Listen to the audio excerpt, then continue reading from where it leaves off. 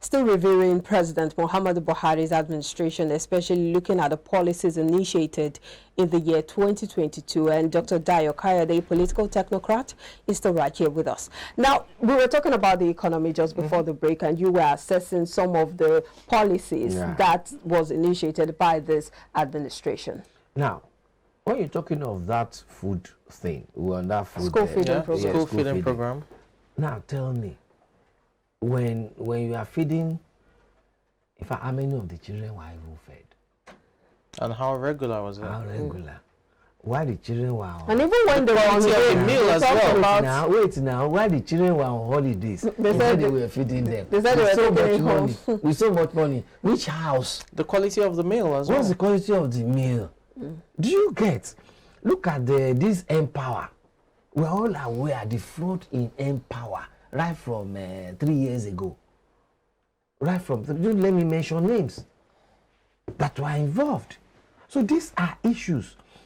And that's why I said, if only government can bridge the truth gap between government and the people, this country will move forward. But it's a pity, the people themselves, they are not yet ready. This one that they said they were feeding children at home. So people now will collect some money and they say, yes, they came to my house to feed my children. Of which they didn't see anything. They have only given you small money. So not until when we the people now say, okay, Bolale, your needs and aspirations are this. Mine are this. Samson, yours are this. Let us align them together and then join hands together and ensure that we get our rights. You know, just before we even talk about aviation, this feeding of a thing, we know how ridiculous it sounded that children were fed, you know, during the holidays. It reminds me of the Minister of Culture and Information, Lai Mohammed's statement that about 14,000 was used to is used to feed, you know, inmates, a particular inmate on a daily basis. And then you then ask, even if it's that's exactly. There will have been more boss than you the way you are. Look at how a boss you are. Even if you have been using that one to feed the inmates, they will have been more robust than you are. That child will not contain them. But go and see those guys there. That would also quickly, you know, lead us to correctional services or facilities, how congested they are, and you know what we've had over time this year.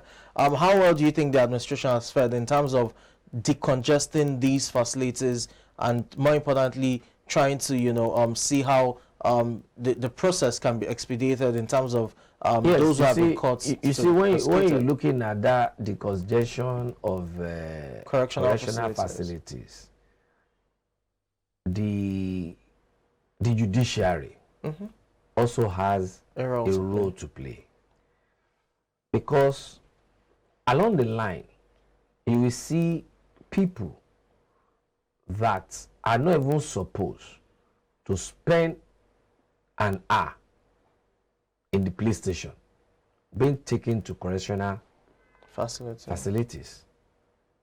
What are the members of the bench, what are they doing towards assuring? Because even when you go there, you're going to see that there are a lot of them out there within those facilities that are not even supposed to be there in the first instance.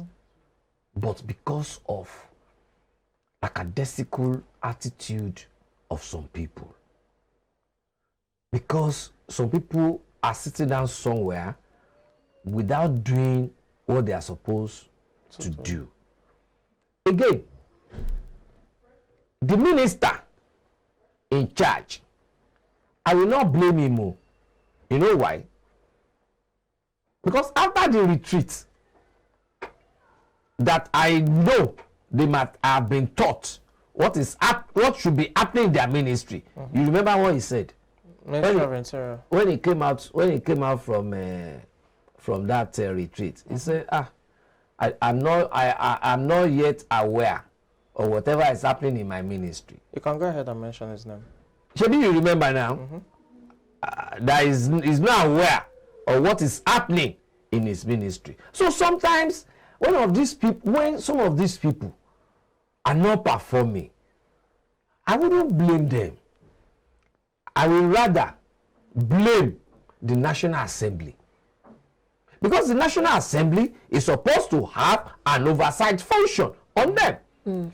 But, again, the President or the Senate has said, in whatever our father asks us to do is what we do. Let's just leave it there because there's so much to talk about and we're limited by time. But let's talk about security, which is one of the key sectors that President Muhammadu Buhari came into office, campaigning for, saying that they would deal with insecurity, they would boost the economy, and they would also fight corruption.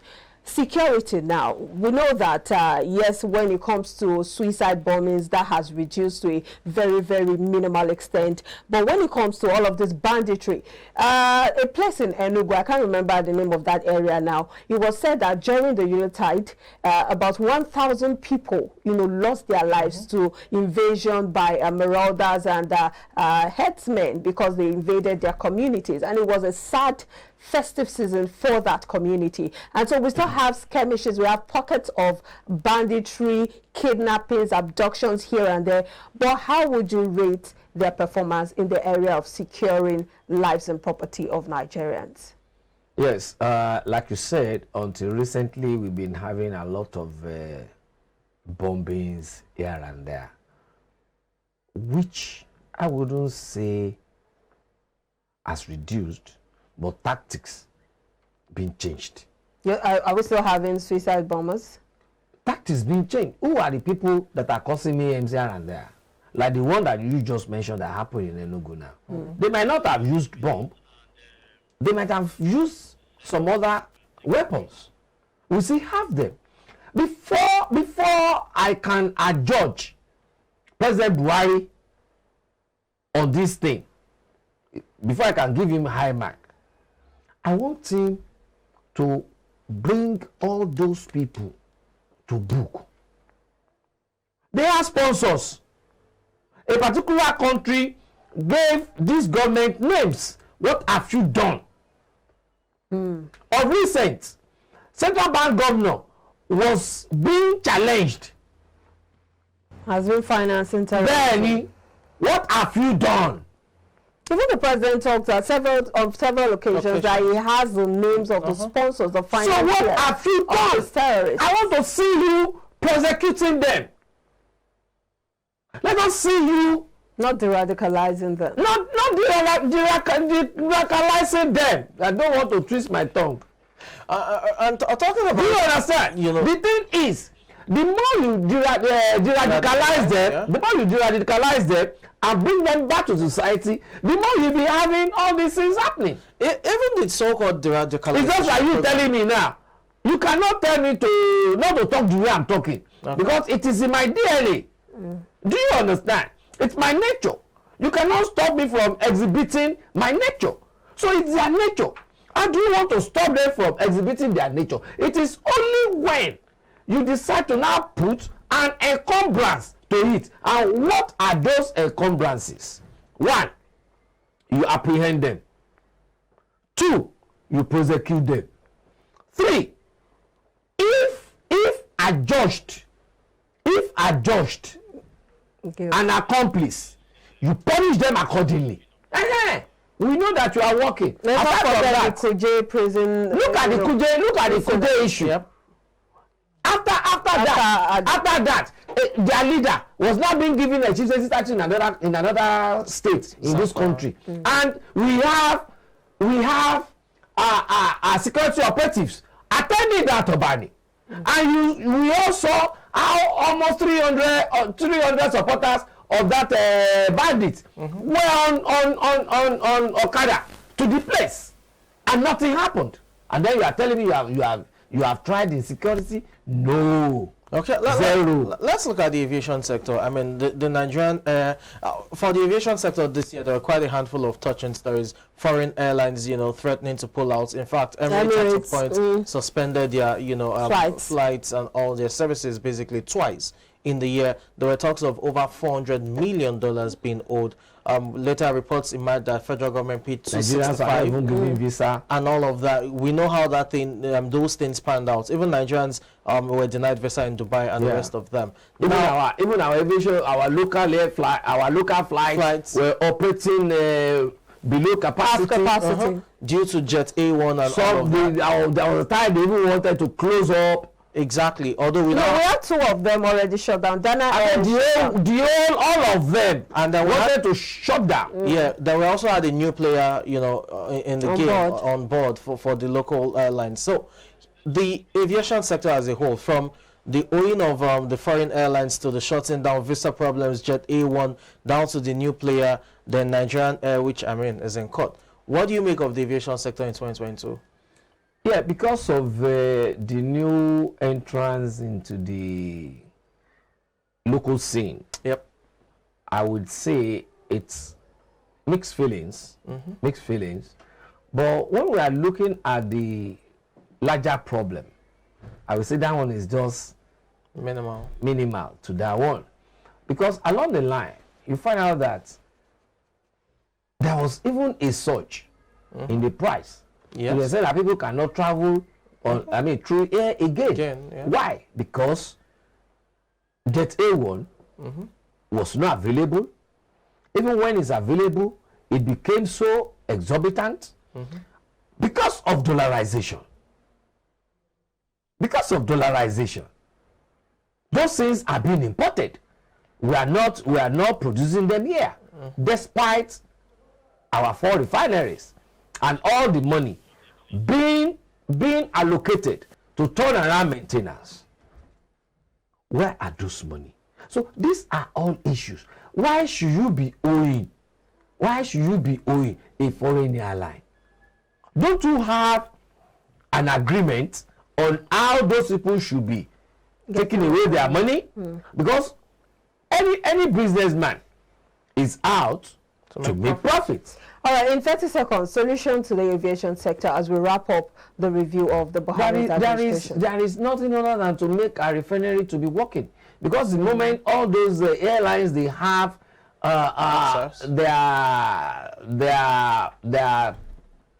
their factors of production, which mainly is Jet A1 available, then again it will reduce the price. If we are producing our oil here, all right, if we are refining our crude oil here, and we are not importing, there is no way the war in Russia, Ukraine will be affecting us. There is no way increase in international markets will be affecting us. Rather, it will even be giving us more money because we'll be exporting our crude oil. Okay?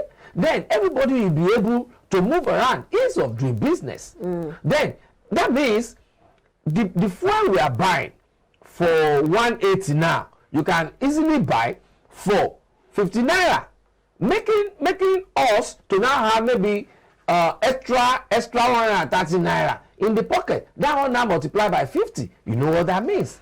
Well, Dr. D, we know that there are a lot of issues to be looked at. So we've not been able to touch on so many, like the agricultural sector, like the anti-graft agencies, ranking or rating them to see how they have performed in 2022. But these are issues that we would look at subsequently. But in the final analysis, people should understand that a people that are agitative without participating can never get to anywhere.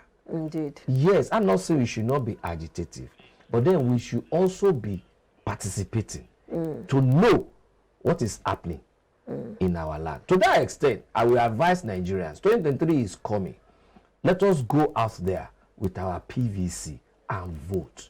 Because with the new electoral laws, there is no way our vote will not count. All right, we hope that actually happens, especially talking about getting your vote count. Thank you so much for your thoughts on the show this morning, Dr. Dayo Kayode, political technocrat. Have a fun day. Next time I will be here, it will be New Year by God's grace. Happy New Year in advance. All right, we're still here. We'll be back, of course, for more. Please stay with us.